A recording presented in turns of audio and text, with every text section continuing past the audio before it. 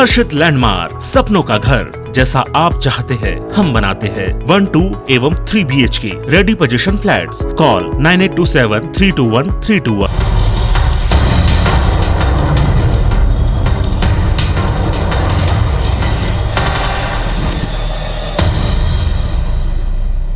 मध्य प्रदेश में उपचुनाव का प्रचार चरम पर है। भारतीय जनता पार्टी के दिग्गज नेता प्रचार में पूरी ताकत लगा रहे हैं। बीजेपी के लिए खुद मुख्यमंत्री शिवराज सिंह ने मोर्चा संभाल रखा है। इसी के तहत सीएम शिवराज ने आज पृथ्वीपुर में प्रबुद्ध वर्ग के लोगों से चर्चा की। इसके बाद एक चुनावी सभा को संबोधित किया। इस दौरान बसपा के पूर्व प्रत्याशी नंदराम कुशवाहा ने अपने समर्थकों के साथ बीजेपी की सदस्यता ली।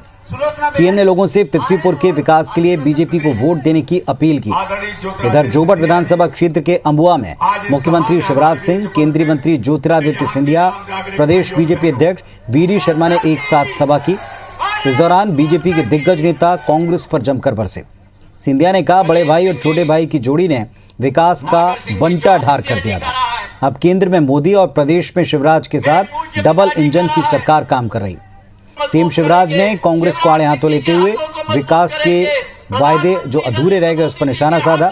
सीएम शिवराज ने खंडवा लोकसभा क्षेत्र के पुनासा में चुनावी सभा की और बीजेपी प्रत्याशियों के पक्ष में वोटिंग की अपील की। और आसपास की जनता की, सभा में आई बहनों भाइयों की और मेरे भाई, मध्य प्रदेश के मुख्यमंत्री शिवराज सिंह चौहान के नेतृत्व में आज उन गरीबों के लिए जो कानून बना करके माननीय मुख्यमंत्री शिवराज सिंह चौहान ने हम सबको हक और अधिकार दिया है, जो कमलनाथ की सरकार ने 15 महीने में छीन लिया था।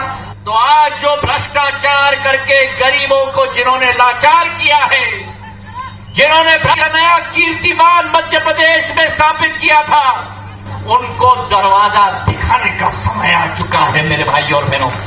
और जब नर्मदा मैया नहीं आएगी, भाई मामा कपिल धारा के कुएं खुदवा के किसान की एक इंच जमीन में सिंचाई की व्यवस्था करेगा। तो ये एक तरफ विकास की गारंटी नंबर 1। दूसरी गारंटी मेरी शिक्षा की गारंटी, पढ़ाई लिखाई की गारंटी। केंद्रीय मंत्री ज्योतिरादित्य सिंधिया ने खंडवा में बीजेपी प्रत्याशी ज्ञानेश्वर पाटिल के पक्ष में चुनावी सभा की। इस दौरान पूर्व सीएम कमलनाथ और कांग्रेस को जमकर घेरा। सिंधिया ने कहा कि कांग्रेस सरकार में लोगों के काम हो नहीं रहे थे। जब उनसे जनहित की बात करो तो गोलमोल जवाब दिया करते थे। सिंधिया ने कहा, जब उन्होंने जनता के मुद्दे के लिए सड़क पर उतरने की बात की तो कहा कि सड़क पर उतर जाओ, तो जनता की खातिर उनकी पूरी सरकार को सड़क पर ला दिया। कई लोगों की प्रवृत्ति होती है वार करने की, आक्रमण करने की, प्रहार करने की। भारतीय जनता पार्टी की प्रवृत्ति है सेवा करने की, आशीर्वाद ग्रहण करने की, देश को बढ़ाने की। रैगांव विधानसभा क्षेत्र के आमा गांव में उमा भारती की सभा का एक वीडियो वायरल हो रहा है, जिसमें वो बीजेपी प्रत्याशी प्रतिमा बागरी को एक नसीहत देती दिखाई सुनाई पड़ी। उमा भारती बीजेपी प्रत्याशी को आगे कर वोट देने की अपील करवा रही थी और तभी प्रतिमा बागरी ने जनता को झुककर प्रणाम किया। इस पर उमा भारती ने उन्हें कहा कि उतना ही झुको जितना चुनाव जीतने के बाद भी झुक सको। अब जरा उठाओ हाथ, सब जने दो आशीर्वाद।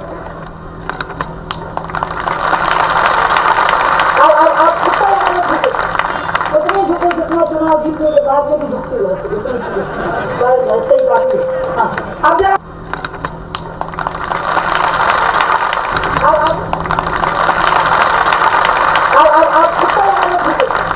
उतने झुके जितना चुनाव जीतने के बाद भी झुकते हो। अब जरा उठाओ हाथ, सब जने दो आशीर्वाद। इधर उपचुनाव में कांग्रेस की तरफ से कमलनाथ ने प्रचार का मोर्चा संभाल रखा है। कमलनाथ आज जोबट विधानसभा क्षेत्र के भाबरा पहुंचे, जहां आजाद स्मृति मंदिर पहुंचकर चंद्रशेखर आजाद को श्रद्धांजलि अर्पित की। मंडी ग्राउंड पर चुनावी सभा को संबोधित किया। कहा कि इस बार जोबट की जनता बीजेपी को सबक सिखा कर रही है। कमलनाथ ने कहा कि चुनाव सरकार बनाने बिगाड़ने का चुनाव नहीं, ये चुनाव जोबट की जनता के विकास का चुनाव है। कमलनाथ ने लगातार बढ़ रही महंगाई के साथ पेट्रोल, डीजल और गैस के दाम को लेकर बीजेपी सरकार को घेरा। कमलनाथ ने दिवंगत कलावती भूरिया को याद किया।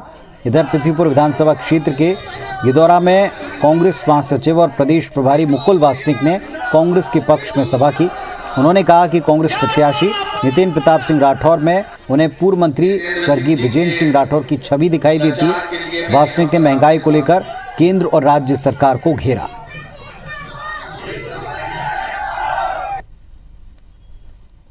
कमलनाथ की सरकार गिराने के काम में लगे थे। कमलनाथ की सरकार जब गिरी उसके 48 घंटे में मध्य प्रदेश में लॉकडाउन लगा।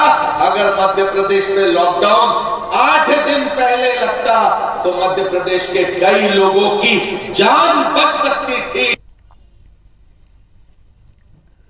और इस वक्त हमारे साथ में पूरे दिन का हाल बताने के लिए 3 साथी जुड़ रहे हैं। रैगांव से विजेंद्र पांडे हैं, जोबट से दीपक यादव हैं, पृथ्वीपुर से नासिर गौरी हमारे साथ में जुड़ रहे हैं। सबसे पहले पृथ्वीपुर चलेंगे, नासिर के पास में। नासिर, पूरे दिन का अपडेट बताएं।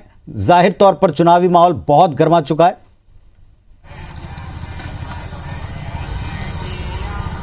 बिल्कुल पुनीत, आज देखा जाए तो जैसे जैसे चुनाव की तारीखें नजदीक आ रही हैं वैसे ही जो चुनाव प्रचार है अपने उफान पर है। और उसी कड़ी में आज देखें तो सीएम शिवराज सिंह चौहान ने सबसे पहले जो अपनी सभा की शुरुआत करी वो पृथ्वीपुर से करी। पहले यहाँ वो प्रबुद्ध जो लोग हैं उनके पास पहुंचे, उनसे मुलाकात की और उसके बाद वो अपनी चुनावी सभा को संबोधित करने के लिए पहुंचे। इस दौरान जो बीएसपी के जो प्रत्याशी थे, पूर्व प्रत्याशी थे, उनके समर्थन में सैकड़ों लोगों ने बीजेपी की सदस्यता ली है। और इसके साथ ही केंद्रीय पूर्व मंत्री हैं उमा भारती, मध्य प्रदेश की पूर्व मुख्यमंत्री हैं उमा भारती, वो भी पहुंची थी, उन्होंने भी सभाएं की। तो कुल मिलाकर देखा जाए तो कांग्रेस और बीजेपी लगातार इस चुनाव को जीतने के लिए एड़ी चोटी का जोर लगा रही है, क्योंकि 25 साल से इस सीट की बात की जाए तो कांग्रेस का कब्जा रहा है। तो अब इस सीट को कैसे हथियाना है तो उसकी पुरजोर कोशिश में यहाँ देखा जाए तो बीजेपी लगी हुई है। लगभग 1 दर्जन से जो ज्यादा मंत्री है शिवराज सरकार के वो यहाँ पर कैंप किए हुए हैं। बाकायदा जो अलग अलग समाज के लोग हैं, क्योंकि यहाँ पर बुंदेलखंड का एरिया आता है, यानी कि पृथ्वीपुर सीट है बुंदेलखंड की कहलाती है, और वहां पर जातिगत वोट है वो बहुत मायने रखता है। अगर कुशवा समाज है, अहिरवार समाज है, यहाँ पर वोट निर्णायक वोट होता है। अगर एक मुश्त अगर किसी भी पार्टी को या बीजेपी को चला जाए या कांग्रेस को चला जाए तो वो पार्टी जीत जाती है। और कहीं ना कहीं दोनों ही जो दल है, चाहे कांग्रेस हो चाहे बीजेपी, इन वोट बैंक पर उनकी नजर है। और इसी के चलते जो अगर देखा जाए तो बीजेपी ने जो प्रभारी बनाया हुआ है यहाँ का भारत सिंह कुशवाहा को बनाया गया है, मंत्री है, वो लगातार कुशवा समाज की बैठक ले रहे हैं। तो वही दूसरी ओर देखा जाए तो इमरती देवी है जो सिंधिया गुट की समर्थक मानी जाती है, प्रभु राम चौधरी है, प्रद्युमन सिंह तोमर है, यहाँ पर कैंप किए हुए लगातार लोगों के संपर्क में अलग अलग जातियों से संबंध स्थापित करने की कोशिश कर रहे हैं। इसकी मूल वजह यही है कि यहाँ पर जो जातिवाद का फैक्टर है बहुत हावी है और यहाँ पर कुशवा समाज और अहिरवार समाज का जो वोट बैंक है बहुत मायने रखता है। अगर चला जाए एक वोट पर किसी पे भी तो वो पार्टी जीत जाती है। तो कहीं ना कहीं बीजेपी का टोटल फोकस है कि कैसे भी करके पृथ्वीपुर जो सीट है उसको जीता जाए, क्योंकि 25 साल से यहाँ पर कांग्रेस का शासन था। चलिए, तो बीजेपी ने जमकर पसीना बहाया और लगातार बड़े बड़े नेताओं की सभा की। रैगांव का क्या हाल है? हमारे सहयोगी विजेंद्र पांडे हमारे साथ में जुड़े हैं। विजेंद्र, बताएं पूरे दिन की स्थिति और क्या और किस तरह का माहौल बन रहा है वहां।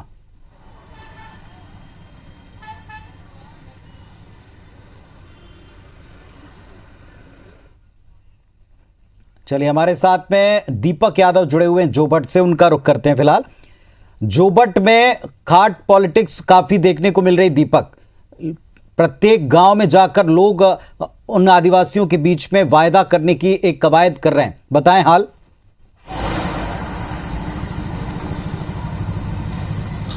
देखिए पुनीत, बिल्कुल चूंकि आज जोबट विधानसभा में तमाम दिग्गजों का डेरा डला हुआ था। सुबह आज पीसीसी अध्यक्ष कमलनाथ ने भाभरा में जनसभा को संबोधित किया, तो वहीं जोबट विधानसभा के आंवला में मुख्यमंत्री शिवराज सिंह चौहान, ज्योतिरादित्य सिंधिया और प्रदेश अध्यक्ष वीडी शर्मा मौजूद थे। और यहाँ पर तीनों ही नेताओं ने एक एक कर निशाना साधा और लगातार ये बात कही गई कि किस तरीके से कांग्रेस के कार्यकाल में योजनाओं को बंद किया गया था। वीडी शर्मा ने पूर्व मुख्यमंत्री दिग्विजय सिंह को जयचंद बताया, तो वहीं ज्योतिरादित्य सिंधिया ने महिला अपमान की बात को भी उठाया कि किस तरीके से इस उपचुनाव में महिलाओं का अपमान किया जा रहा है। तो वहीं मुख्यमंत्री शिवराज सिंह चौहान ने अपनी योजनाओं के बारे में बताया कि किस तरीके से आदिवासी बहुल इलाकों में विकास कार्यों को बढ़ाया जा रहा है। लेकिन इन सब के इतर चूंकि ये आदिवासी आदिवासी बहुल इलाका और झाबुआ और अलीराजपुर का जो क्षेत्र है, यहाँ पर खाटला बैठक का एक बहुत महत्व होता है। खाटला बैठक यानी कि जो आदिवासी बहुल इलाके हैं, जो बस्तियां हैं, उन बस्तियों के बीच में प्रत्याशी पहुंचते हैं और उनके सामने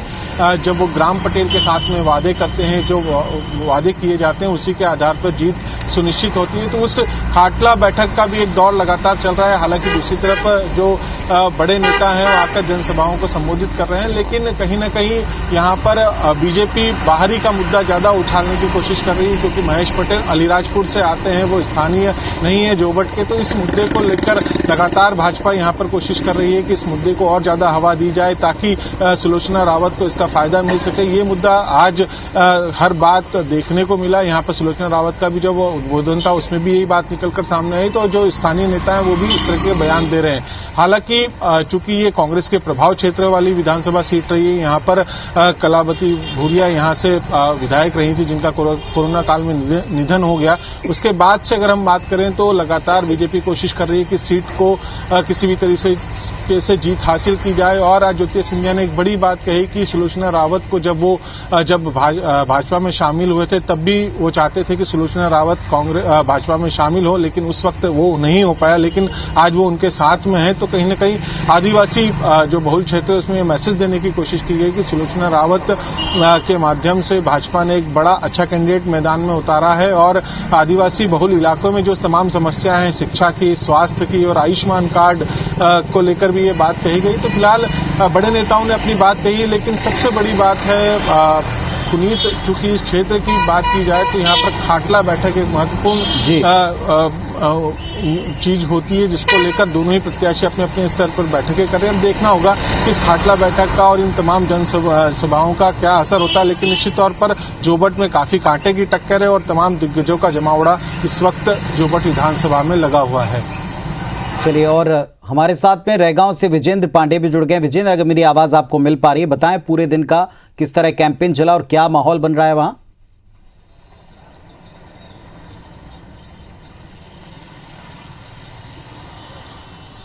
बेशक पुनीत, ये बात सब समझते हैं कि 23 के विधानसभा चुनाव से पहले ये उपचुनाव कांग्रेस बीजेपी दोनों के लिए प्रतिष्ठा का प्रश्न बना हुआ है। यही वजह है कि ये जो राजनीतिक युद्ध है वो बहुआयामी है। एक तरफ ग्राउंड जीरो पर चुनावी मैदान में धुआंधार जनसंपर्क किया जा रहा है और सभाएं की जा रही हैं, दूसरी तरफ तमाम सियासी आरोप प्रत्यारोप लगाए जा रहे हैं और तीसरी जो महत्वपूर्ण बात है वो रणनीतिक मोर्चे पर इस युद्ध को लड़ा जा रहा है, सियासी इस लड़ाई को लड़ा जा रहा है। जिस तरह से खासतौर पर बीजेपी की अगर हम जिक्र करते हैं, आज फिर नारायण त्रिपाठी के साथ प्रदेश भाजपा अध्यक्ष बी डी शर्मा ने एक बंद कमरे में 1-to-1 मुलाकात की और इस मुलाकात के बाद नारायण त्रिपाठी वी डी शर्मा के साथ नजर आए और दावा भी वी डी शर्मा ने किया कि इस चुनाव में पूरी तरह से नारायण त्रिपाठी पार्टी के साथ हैं। मंच पर भी वो दिखेंगे और पार्टी के लिए काम भी करेंगे।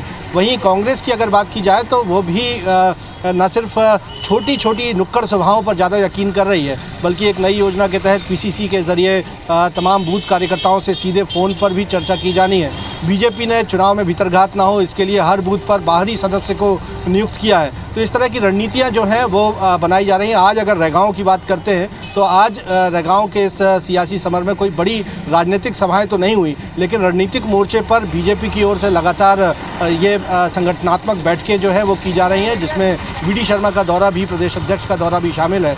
वहीं अगर कांग्रेस की बात की जाए तो एक तरह से मैराथन प्रचार यहाँ पर पूर्व नेता प्रतिपक्ष अजय सिंह राहुल की ओर से किया जा रहा है। उनकी ओर से भी तमाम आज नुक्कड़ सभाएं की गई।